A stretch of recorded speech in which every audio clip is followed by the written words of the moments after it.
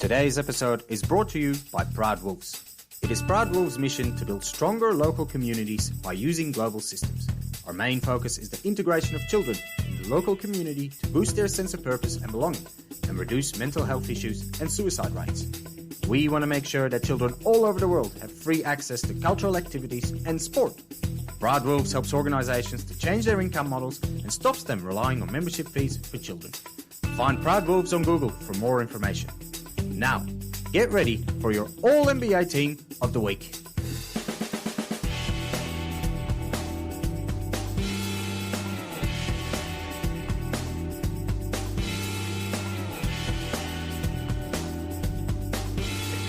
Goeiedag, enchantée, and welcome to this week's episode of A24 Presents All-NBA Team of the Week. We break format this week because we're going to dive into our predictions for all 30 teams before the start of the season. To keep things easy, we will use the regular season standings of last season to move through the teams. We'll go over some of the changes the teams made and how they have improved in comparison to last year. Of course, not everyone got better, so we'll touch on that too. Get ready for your All-NBA Team of the Week. Before we move on, I'd like to talk to you about A24. A24 is created by Proud Wolves with the intention to provide children with an opportunity to learn and play basketball at their own pace and completely free. We have created different courses which are available on the website to improve their basketball skills. But our real mission is to help disadvantaged children by building and upgrading basketball courts around the world and supply them with basketball gear to play with. Come and find our website and grab a t-shirt to support the course. Now, let's get back to the show. Finishing in 30th place last year, the coming season for the Houston Rockets can't get any worse. Obviously, they started last year's season by hitting the reset button and trading away Westbrook and Harden. Not that they had much choice. Their only mission after that happened was to secure that bottom spot and the highest chances for a high pick in the draft. After all, they needed a top 4 pick to avoid losing their pick to OKC. They ended up with the second pick, drafted Jalen Green, and can confidently start their rebuild. Now that they are looking to trade John Wall as well, they could end up with some more young and talented players and potentially a few more draft picks to add to their chest. All things considered, the future for the Rockets is brighter than it was this time last year. Painted as the big losers after the Harden trade, all of a sudden things are starting to take shape in Houston. Look, it's very realistic that they'll finish last again in the coming season, but right now that doesn't matter. The Rockets will look at building for a few years and only start to get competitive when Green enters his prime. So yeah, the Rockets will be bad next season, but only because they want to be bad. The following year, though, is when I see them competing for the playing games. Detroit Pistons fans have it rough. Of the 5 teams in the bottom spots, they are the only ones who didn't mean to be there on purpose. And it hurts extra that Blake Griffin had to be bought out, only to ball out on a championship caliber team in Brooklyn. Yes, Jeremy Grant showed a lot of promise last season, and getting the number 1 pick, Cade Cunningham, was really exciting for Motor City. But that's where the good news stops. The Pistons will be bottom feeders in the Eastern Conference again next year. I would expect that Cade will add a couple of wins on the board in comparison to last season, but the reality is tough. This team is probably the worst team in the league right now. Their only advantage is that there are other teams that will try and tank even harder to chase that number 1 draft pick. The Orlando Magic decided to completely pull the plug out of their roster at the trade deadline last season. Fan favourites and franchise cornerstones Nikola Vucevic, Aaron Gordon and Evan Fournier were traded away to different teams, and the rebuild around their not-quite-yet stars began. With names like Jonathan Isaac, Mo Bamba, Wendell Carter Jr. and Markelle Fultz, the current Magic roster is loaded with young players destined to be stars, but haven't had a chance yet to break through. Add number 5 and 8 in this year's draft, Jalen Suggs and Franz Wagner, and last year's rookie sensation Anthony Cole, who only just missed out on making the all-rookie teams, and together they make up a very interesting roster, to say the least. Whether or not it'll be a good roster, that has yet to be seen. Jalen Suggs is definitely a quality player who makes everyone around him better and could be the missing piece for a big guy like Mo Bamba. If Jonathan Isaac can successfully return from his ACL injury and stay healthy throughout the season, he could be the difference maker on the court for the Magic as well. And with a few vets that have been around the block a few times, like Robin Lopez and Terrence Ross, they have some experience to regulate all this potential firework. Potential. That's the key word here. If things don't work out, this team will finish on the bottom of the ladder again. And I think that it will take more than one off-season to get this roster competitive. So my prediction for this season is that the Orlando Magic will finish up around the same spot as last season. But with potentially 3 first-round picks in the next 2 drafts, the Magic are not in a rush to be competitive anyway. I don't want to spend too much time on the Oklahoma City Thunder. The big star on this team is not one of the players. Even though Shai Gilgeous-Alexander is a superstar in the making, no, it's general manager Sam Presti. Presti has collected 30 draft picks for the next 6 draft classes, 15 first rounders and 15 second rounders. Based on Presti's recent decisions, he's simply collecting good players with a bright future. Fit and winning doesn't really matter right now. That could mean that we could see Shai being moved this season as well, because he's too good to lose every night and you can't have him sit out the majority of the season on fake injuries again. But if OKC does try to play this season, they have quite a few young and exciting players on their roster next to Shai. Obviously, Dort made a great impression last year, especially on the defensive end. Poku could be a fantastic player, or not, who knows. Josh Giddey was great in the NBL in Australia, like LaMelo was, so hopefully he can show us something. Tremaine could grow into a decent point guard at some stage, but now we're starting to grasp at some straws. This team will finish near the bottom of the ladder again this season, not because they're not good enough, but simply because they have to. Presti is looking for his Durant, Westbrook and Harden through the draft again and won't stop until he has found them. The Cleveland Cavaliers love big guys. Throughout last season, they had guys like Andre Drummond, JaVale McGee, Larry Nance Jr., Jared Allen, Isaiah Hartenstein, Thon Maker, Kevin Love, and some more big men on their roster. It seems like they were slowly fixing this problem by moving some of these players on or buying them out. And by the start of free agency, they only had Jared Allen, the third pick in the draft Evan Mobley, Larry Nance Jr., and Kevin Love left. Fantastic work from the front office that could now focus on the backcourt and adding some depth to the roster. Fast forward 2 months to the start of training camp, and guess what? The front office replaced versatile big Nance Jr. with not so versatile big Lauri Markkanen, and added the tallest player in the NBA, Taco Fall, to their roster. And what about their backcourt in depth? Well, besides Ricky Rubio, nothing has changed. The Cavaliers' offseason has been so bad that they don't even have a potential trade package to throw at Philly to get Ben Simmons. I do like the six-man backcourt, especially Darius Garland. He's an exciting prospect, but it is not enough. The only reason this team won't finish on the bottom of the ladder is because there are a few other teams that are better at tanking than the Cavaliers. They can't even get that part right. The front office has a lot of work ahead of them. In true Timberwolves fashion, the franchise starts the new season with a bombshell. A week before the start of training camp, the owner Glenn Taylor, who is transitioning out to make room for new owners Alec Rodriguez and Mark Lore, sacked GM Gerson Rosas. League insiders reported that the Timberwolves have been looking for an excuse to get rid of Rosas for a while. And they finally got it when news came out about an inappropriate relationship with a staffer. Not only did he make life impossible for the people around him, he's also being held responsible for failing to trade for Ben Simmons. His replacement, Sachin Gupta, has only one task: get Ben to Minnesota.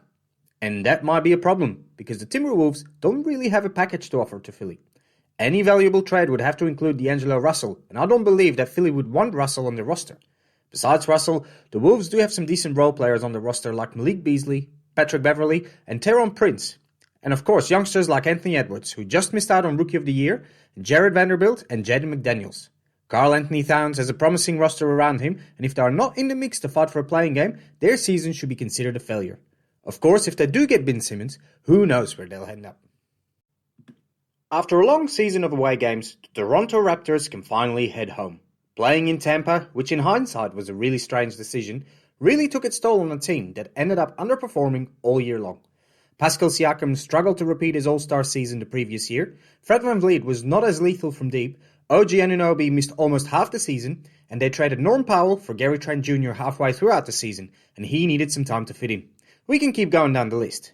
Only Kyle Lowry was his usual self for the majority of the season, but rarely played after the trade deadline expired. It was clear he was leaving at the end of the season and ended up in Miami in a sign and trade during the off-season. This season will likely be another difficult one for the Raptors, who have replaced Lowry and will likely be missing Siakam until Christmas. But they do have a nice core of good young players like Anunoby and Precious Achiuwa, who came over from Miami. I'm not expecting them in the playoffs this season, but they will definitely be fighting for those playing game positions. The biggest storyline for the Sacramento Kings franchise this season will be whether or not they will make it to the playoffs. By missing out on the playoffs last season, they have now tied the record for longest streak of seasons without playoff basketball. They share this record with the Clippers, who set the record between 1977 and 1991. They were close to making it to the playing games last season, only folding after losing against the Spurs 6 games before the end of the season, and finished 3 wins outside of the top 10. In saying that, if they did make it, they would have to go against the Grizzlies in the first game, who who they just lost to twice at the end of the regular season. I think we can all agree that they wouldn't have been able to make it to the playoffs last year, but this season could be a different story. The franchise has had a good off-season, holding on to all their key players so far and adding Davion Mitchell through the draft and Tristan Thompson via trade. Considering they're pretty stacked at the guard position, with De'Aaron Fox, Tyrese Haliburton, Buddy Hield and Mitchell, there is another trade that could be made there. If their front court can get it together this season and coach Luke Walton can keep his job, King fans could be in for a surprise. I see them finish higher than last season and potentially slip into that 10th spot. And once they're in the playing game, all they need to do is win twice. Easy, right? The Chicago Bulls were one of the busiest teams during the offseason. After adding Nikola Vucevic at the trade deadline last season, they successfully traded for Lonzo Ball, DeMar DeRozan and Alex Caruso. And with Patrick Williams and Kobe White, they have two more youngsters developing in the background.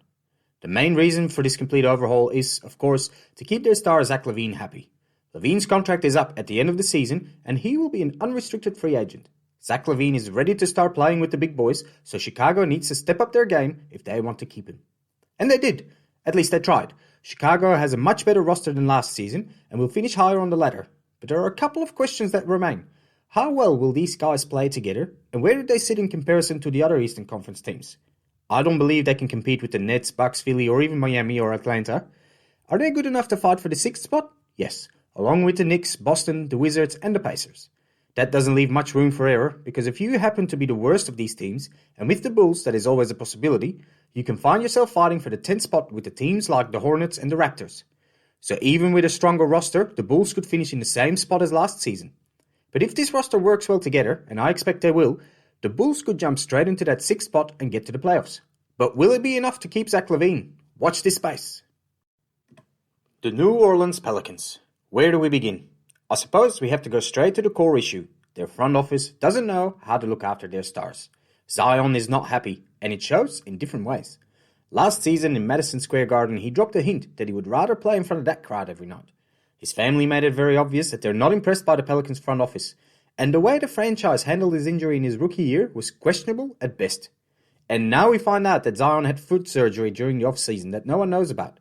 He will sit out training camp and preseason, but should be available for the start of the regular season. I can't believe how they kept this quiet all this time, especially with NBA insiders reporting every player's move at any given time.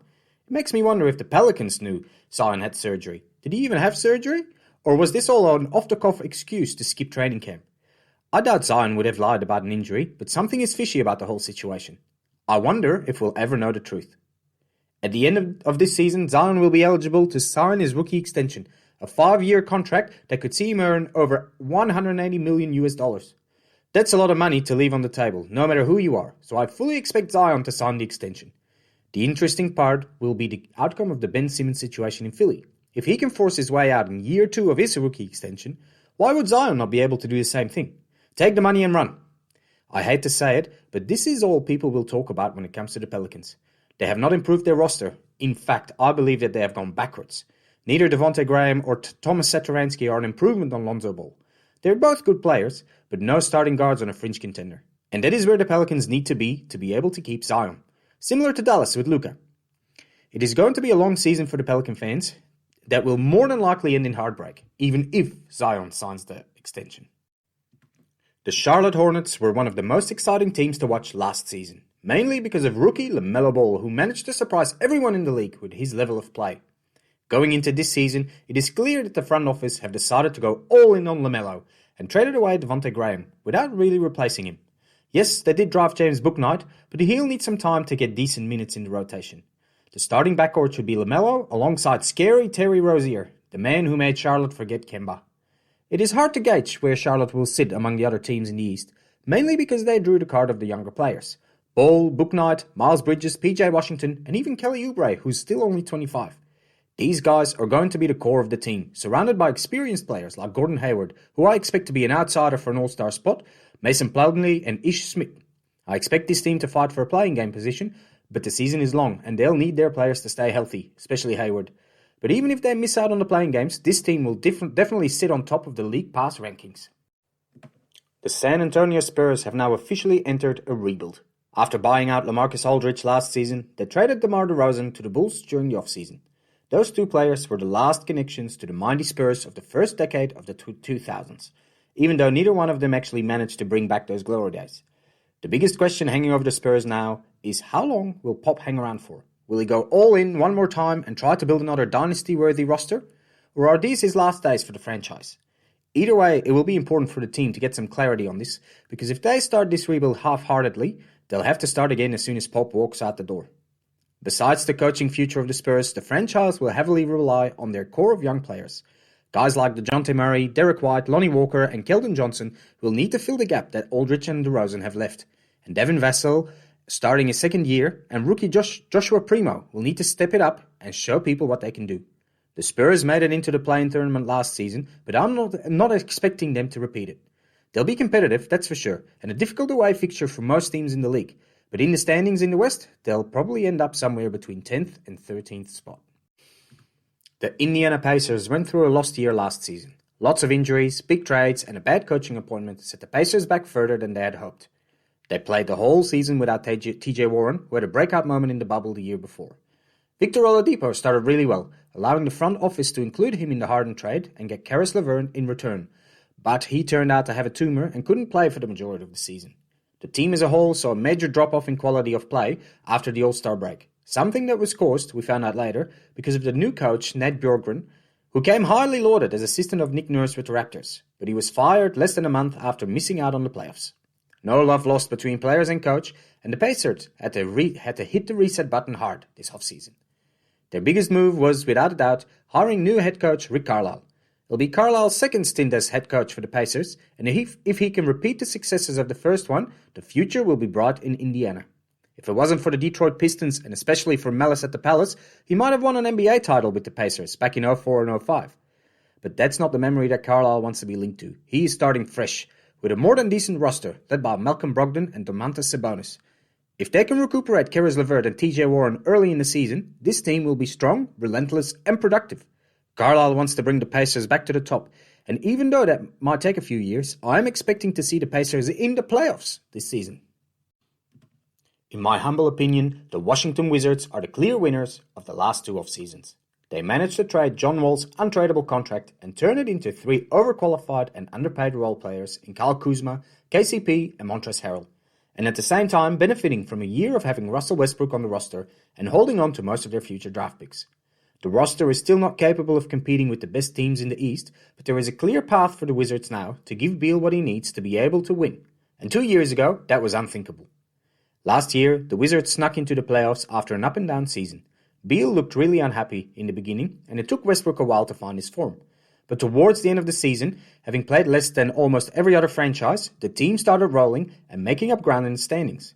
They made it into the play-in tournament and snagged the last playoff spot by beating the Pacers in a must-win scenario. I believe that the Wizards are better than last year, but if they're not, they have the tools to get better before the trade deadline. But they will be one of those teams in the East that will be better but with a worse win percentage, simply because most teams in the East have gotten better.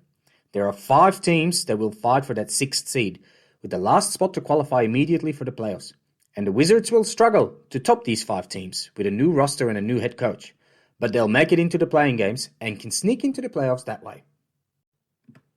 The Boston Celtics are embarking on one of the most important seasons in their recent history.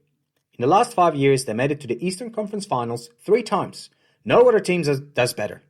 Granted, most of those were the Kyrie years and the rookie seasons of Jaylen Brown and Jason Tatum, but the 3rd time the Celtics made it, the team was led by Tatum and Brown, supported by Kemba, Hayward, and Kanter.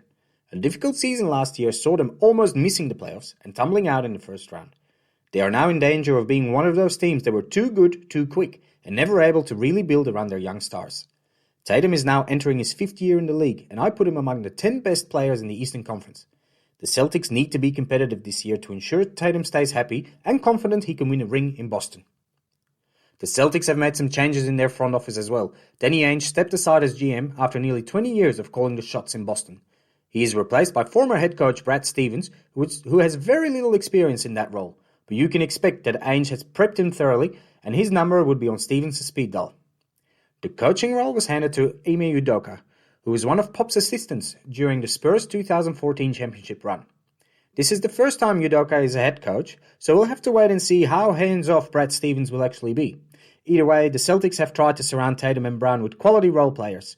Al Horford is back, Josh Richardson came over from Dallas, Marcus Smart got a contract extension, and with Dennis Schroeder, they have the cheapest $100 million point guard in the league. I see the Celtics finish around the same spot as last year and get to the playoffs through the play-in tournament.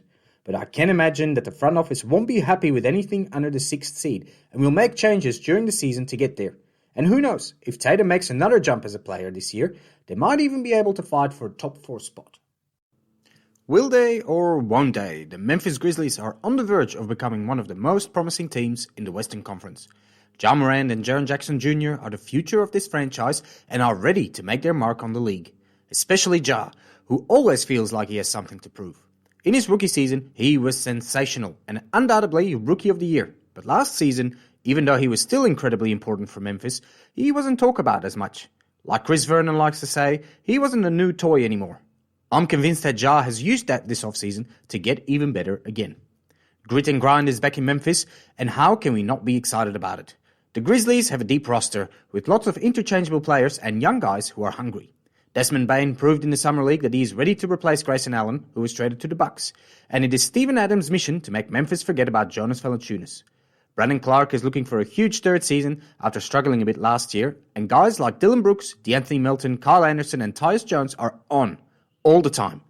It will be very interesting to see how one of their rookies, Zaire Williams, will fit into this roster. But let's face it, this Grizzlies team has very few weaknesses. Will they fight for a top 4 spot? I doubt it, but they'll definitely make a run towards that 6th spot in the West. And if they don't get there this year, who cares? Because the future looks bright in Memphis anyway. For most people, the success of the Golden State Warriors this season will depend on how Klay Thompson will return from injury. Klay injured his knee in the NBA Finals in 2019 against Toronto, at the same time that KD injured his Achilles. They were supposed to be out for more or less the same amount of time, but just as Klay was about to return, he tore his Achilles, adding another 12 months to his rehab. He has been out since June 2019. By the time he hits the courts, which will hopefully be around Christmas, that will be 30 months since he has played basketball at the highest level. I'm not saying he won't be ready. Klay is a beast, and news is going around that he's working hard on his return, but we might not see the Klay from before his injuries. Even a Klay at 80 or 90% will still be lethal on offense though. Whether or not Klay returns at the top of his game, I believe that the Warriors have armed themselves enough this season to fight for a playoff spot. They missed out last season by losing the final playing game against the Grizzlies after a rough season.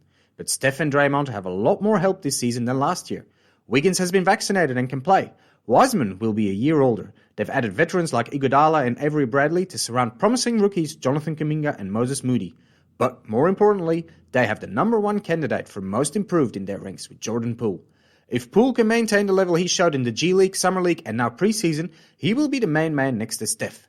That would give Klay all the time he needs, because really, he just needs to be ready before the playoffs. The Miami Heat have signed Kyle Lowry. That is by far the biggest move of the season. Many teams have tried, but Miami made it happen, and they now have the 3 biggest fighters in the NBA on their roster. With Lowry, Jimmy Butler and Bam Adebayo, the Heat are very confident they will make it to the playoffs, and I assume that they would be aiming for a top 3 finish. Beating the Bucks and the Nets might be a bit of a push, but they're definitely on par with Philly at the moment, as long as they can't work out what to do with Simmons. For most teams this season, the trip to Miami will be a nightmare. First of all, the visiting teams like to party at South Beach, hindering their performance on the court. And with Kyle, Jimmy and Bam, the Heat have 3 guys who never stop playing. They never give up. The franchise has gone back to the roots of Heat culture. Not only did they sign Kyle Lowry, they managed to hold on to their 2 young stars, Duncan Robinson and Tyler Hero, who is due for a massive third season after a rough second one. They still have Victor Oladipo walking around as well, who they signed on a 1-year contract. If he can return to the level he was before his injuries, he will be a steal. If he doesn't, they have an expiring contract they can trade before the deadline. Win-win for Miami, and Victor gets another chance to prove himself. They brought in PJ Tucker, who was quite important for the Bucks last season, and Markieff Morris, who won a championship with the Lakers.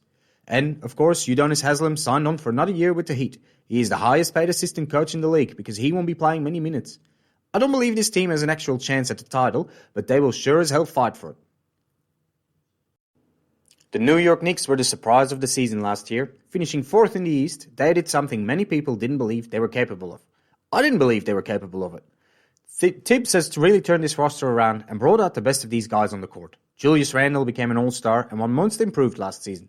RJ Barrett finally started to show flashes of what he is capable of, and Emmanuel Quickley proved to be the steal of the draft, and Tips' old favourites like Derrick Rose and Taj Gibson were the perfect extensions of the coach on the court. The hard part for the Knicks this season is that they need to be able to repeat it, confirm that last season wasn't a fluke, and with so many teams in the East getting better, that will be a hard task. But the Knicks themselves got better too. Adding Kemba Walker to the roster was a great move, because even though he has weak knees, Kemba was up to recently one of the best point guards in the Eastern Conference. He will have less pressure to perform playing for the Knicks than he had in Boston, and hopefully he will be able to show Madison Square Garden more than the occasional flash of what he did in Charlotte and Boston. Besides Kemba, the front office added Evan Fournier as well, who had a great Olympics with the French team. They kept their young core together and drafted really well. They might not finish fourth again this season. They might even drop back to the playing game positions, but the Knicks will do everything they can to get into the playoffs. The Atlanta Hawks are the deepest team in the NBA. They have quality players on every position, including those down the end of the bench. The hardest part for coach Nate McMillan will be to keep everyone on this team happy and avoid locker room rumblings. But getting to the Eastern Conference Finals last year will have shown most guys on this roster that if they play their part, it is possible to go all the way. If Brooklyn and Milwaukee stay healthy, it will be hard to repeat their little stunt from last season, but it is possible. I see Atlanta fight with Miami and Philly for the last two home court playoff spots. Even though it was mostly ceremonial, the most important part of the offseason for the front office was to sign Trae Young to his rookie extension, which he did. He is now standing to make $207 million over 5 years, a massive amount of money. But Trae is worth it. The 23-year-old nearly averages a double-double over his career, and now that the rules have changed, he might look at lifting his assists in a game a bit more instead of looking for those fouls. Trae made a huge leap in his third year, but wasn't rewarded for it at all. He missed out on the All-Star game, did not get picked for any of the All-NBA teams, and wasn't even mentioned in the MVP race. He will have a huge chip on his shoulder, ready to embrace the NBA villain stamp that he received at Madison Square Garden in the playoff series against the Knicks. It seems that the future for the Portland Trail Blazers is very much linked to the future of Ben Simmons. The only realistic trade that is out there right now is CJ McCollum for Ben, but right now Philly is holding off that boat. You would imagine that if this trade were to go ahead in the future, CJ might not be too pleased that Philly didn't want him. Anyway, I digress. The Portland front office had one mission this offseason: keep Dame happy. At the end of last season, after a sore playoff loss against an injury-riddled Denver team, he expressed that with this roster, they would not be able to be competitive. And if they would not be competitive, he might look elsewhere to get his shot at a ring. This sent a shockwave throughout the league because Dame is the most loyal superstar on this planet. So armed with that information, the front office set out to improve their roster. And they came back with some major acquisitions like Larry Nance Jr., Cody Zeller, Tony Snell, and Dennis Smith Jr. Don't feel bad if you're not impressed, neither am I. This whole situation feels eerily similar to what is happening in New Orleans. The superstar asks for reinforcements, and the front office goes and does the opposite. Of course, Nance Jr. is a good player, and he'll be valuable to the Blazers, and if Tony Snell can keep shooting threes at 57% like last season, he'll be a great addition to the team. But I can't help but think that these are not the guys that Dame was waiting for. To his credit, he seems keen to start the season and see what they can bring to the table. But something tells me that they are waiting for Ben Simmons in Portland, and that they want to pair him up with Dame. The LA Lakers have turned themselves into the retirement village of the NBA, with an average age of almost 31 years old. 2 years older than the next team, the Miami Heat, who have Udonis Haslem on their roster, and he's older than pretty much the whole league combined. The Bucks are third, on average 3 years younger than these Lakers. Realistically, there are only 3 players younger than Anthony Davis, who's 28, that will get decent minutes on this team. Kendrick Nunn, Malik Monk, and Taylor Horton-Tucker. Everyone else is over 30. But we're not an ageist podcast and are happy to assume that all of these guys are still capable of playing at a high level. LeBron James had not shown any signs of slowing down. Carmelo Anthony has already changed his game to suit his capabilities when he was at Portland. Russell Westbrook will just keep running until he simply can't run anymore. And Dwight Howard and Rajon Rondo already show that they can play in this Laker team. The biggest question mark is if all of these guys can actually play together. I think they can, but their success will depend on Anthony Davis and his ability to carry this team. It's not even a discussion about where he needs to play. This is more about how he needs to play. This is the year that he has to become the number one on this team, and if he does, LeBron will make sure that all the other guys will work in perfect harmony around him. If Davis has another average season like last year, the Lakers will struggle to make a deep run in the playoffs. The Dallas Mavericks had a good season last year. Completely relying on Luka Doncic and Kristaps Porzingis, the front office was happy to see where the ship stranded. The year before, Luka really impressed in the bubble, and in his third year, he confirmed that he's going to be an absolute superstar in the league. Dallas finished last season in 5th position, beating Portland and the Lakers in the final push to stay out of the playing games. But things could have been a bit differently if they played in a different division. But it was a great result considering that Luka didn't have a lot of support. KP is still not the unicorn he was in New York. Tim Hardaway Jr. has flashes of greatness, but he's not regular enough. And Maxi Kleber is a reliable big man, but he's no superstar. And we can keep going. I sort of expected a couple of big moves in Dallas to surround Luka with better talent, and perhaps moving KP along to avoid any conflicts in the locker room, but not much happened. The decision was made to run it back. Looking at Slovenia in the Olympics, Luka is capable of taking a team almost all the way on his own. And as he gets older, he will only be getting better. I don't believe that Dallas has any expectations for their roster this season, except maybe for finding some answers about how to surround Luka the best. The biggest question is if KP and Luka can be that lethal duo that everyone thought they could be a couple of years ago. If they will be, this team is destined for greatness. If they can't, we'll find out this season what their ceiling is. It will be incredibly difficult for the reigning NBA champions to run it back. The Milwaukee Bucks were deserved winners last season, even though they really struggled against Brooklyn in the second round of the playoffs, but once they cleared that hurdle, the team changed, matured, in front of everyone's eyes. Giannis is now officially the best player in the league. He already was the MVP twice, but there were always rumors that he didn't really deserve them until he won a title. Now he has won that title, and a finals MVP. He signed an extension earlier in the season in Milwaukee, and he said that he wanted to win in Milwaukee, and he did. Flanked by Chris Middleton and Drew Holiday, this unheralded Big Three now wants to take this to the next level, a Bucks dynasty. But to do so, they will have to be able to get past Brooklyn this year, and hopefully many more after that. I believe that we are heading towards some epic clashes between these teams. Brooklyn and the Bucks are the two strongest teams in the league, and hopefully we see them battle it out in the Eastern Conference Finals. The Bucks haven't changed much to their roster, and trust in their main guys to be able to run it back. The loss of PJ Tucker is quite substantial, but not irreplaceable, and adding Grayson Allen adds that little bit of extra on offense. But the biggest move the Bucks can make is to help Giannis get a better shot. I'm not talking long range, just those free throws. In the finals, he showed us how lethal he can be if he makes his free throws. We just need to see it in almost every game now. Without Kawhi Leonard, the LA Clippers will have a bit of a weird year. I mean, their roster hasn't really changed since last season, so in reality, they should be fine in the regular season. This is a team that claims to be a title contender when everyone is fit, so even without Kawhi, they should still be competitive, especially in the Western Conference where a lot of teams have question marks around them. I sort of expect the Clippers to finish somewhere in the top 4, if they can keep the rest of their roster healthy. If they manage to do this, and can recuperate Kawhi for the playoffs, this won't be a lost year at all. But I see them struggling to make it into the play-in just as easy. This roster is very unpredictable. That can happen when one of the stars on your team is the pinnacle of unpredictability. Paul George, an absolute superstar who sometimes plays like the new kid on the block. You never know what Paul George you will get.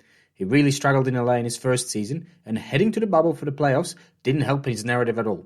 We all still remember the 3 against the side of the blackboard. But last year was better. He was showing flashes of who he can be, but still wasn't quite at the level to get the Clippers their first NBA title. He did step up when Kawhi got injured, which is encouraging for the coming season, because he will have to carry this team throughout the whole season. Whether they finish 4th or 10th, that will mainly be up to PG.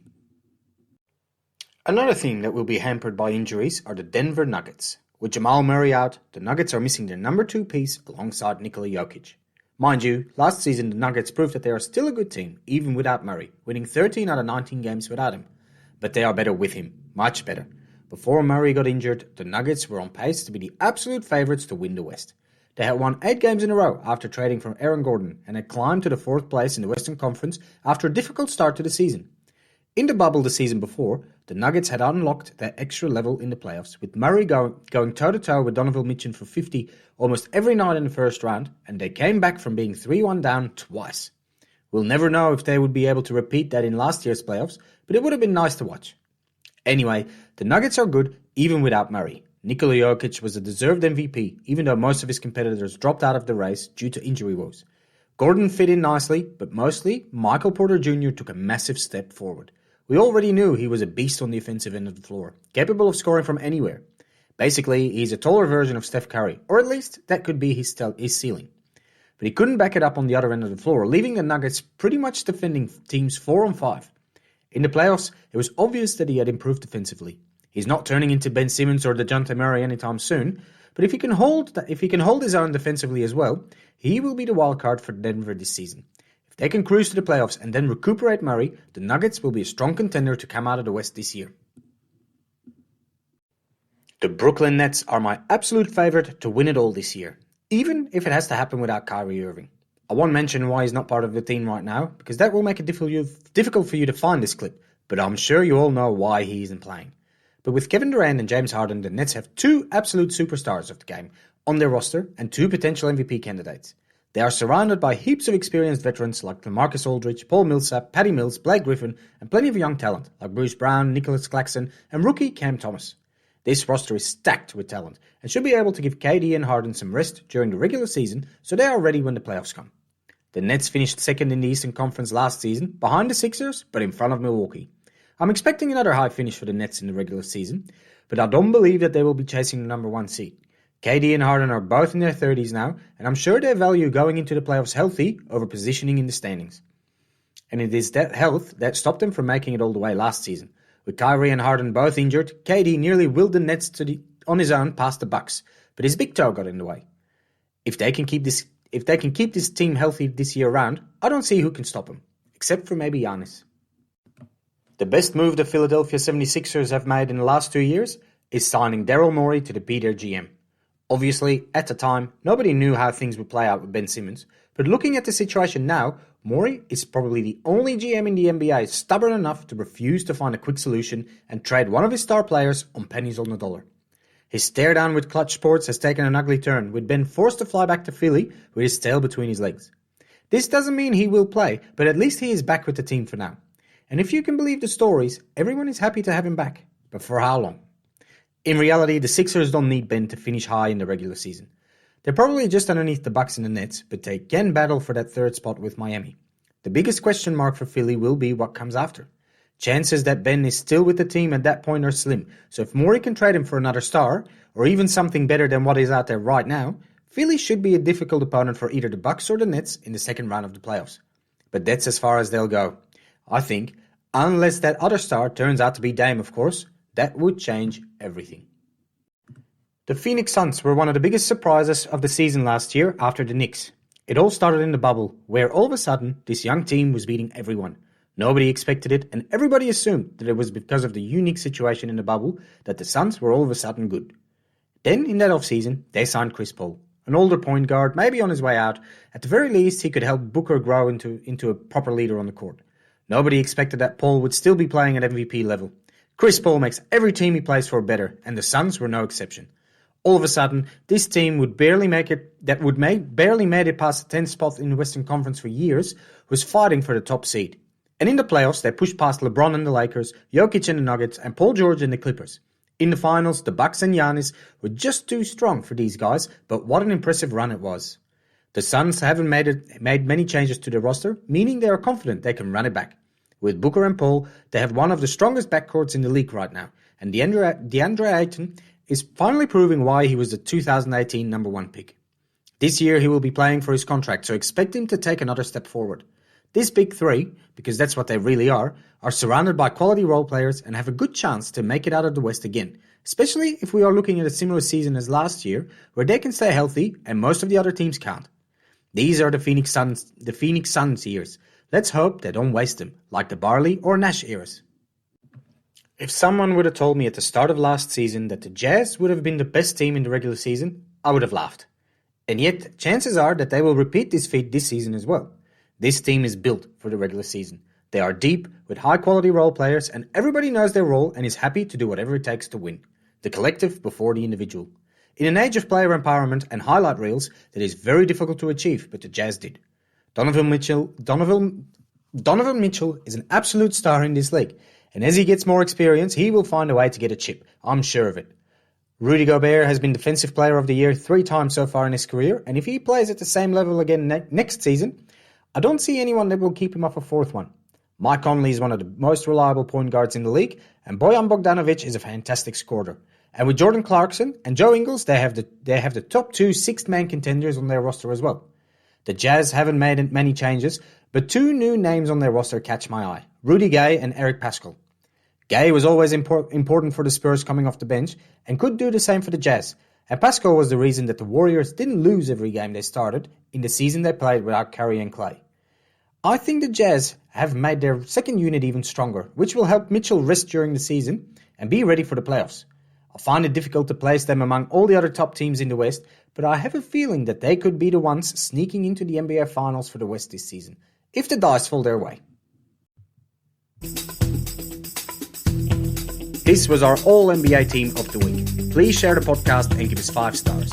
If you have any questions, contact us on a24office@gmail.com. Thank you for listening. We will talk to you next week. Ballers out.